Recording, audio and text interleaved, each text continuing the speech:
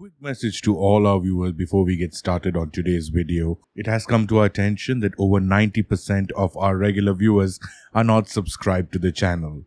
We request you to please click the subscribe button and also the bell icon so that you can be notified when the next video from Mythology is out. The bigger the channel gets, the better the quality of videos that we do for you also gets. So please help us make some amazing videos by supporting the channel and clicking that subscribe button. Thank you. Now over to the video.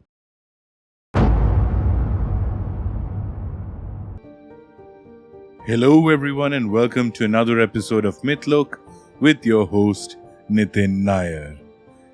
In our last episode, we looked at one of the most famous characters in Indian mythology, especially from the Mahabharata, and we thought, why not switch things a bit by looking at another mythology that has always been promoted or has been educated to the modern society with the use of epics and poems?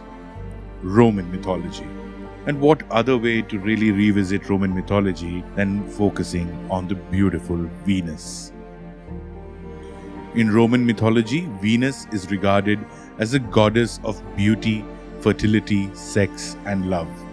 She is the counterpart of the Greek goddess of love, sex, and beauty known as Aphrodite. However, she has many abilities that are not related to the Greek goddess.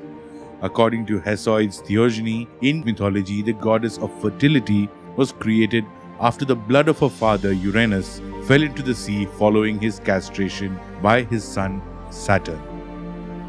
Another theory is that Venus rose from the sea in a clam. This is because of the numerous artworks depicting her rising from the sea have made this a popular theory. In the 3rd century BCE, Venus was officially incorporated into the Roman pantheon.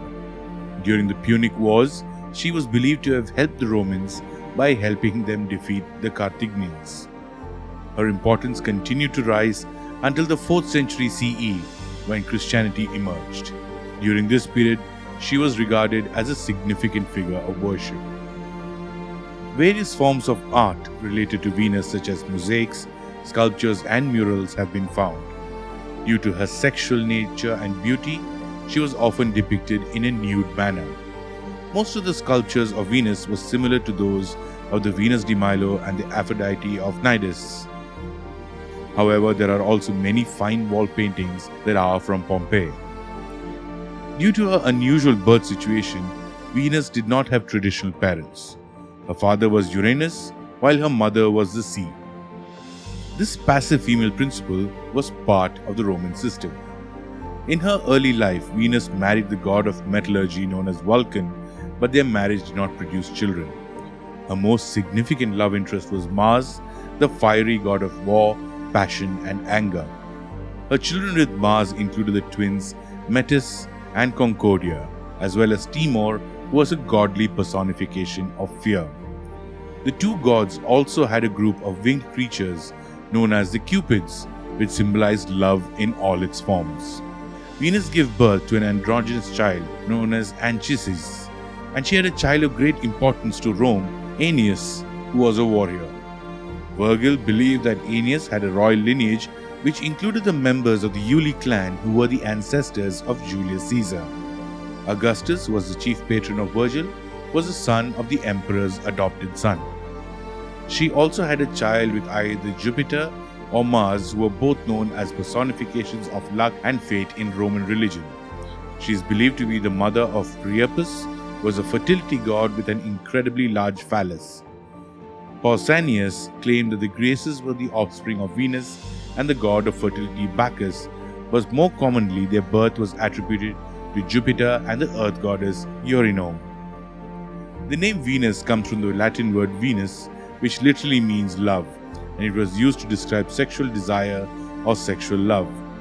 It was also related to the verb venerare, which means to love or to reverence, which is the root for the English word for venerate. Some believe that the name Venus was derived from the Latin word venenum, which literally means poison or aphrodisiac, which is a reference to her alleged ability to control one's intoxication.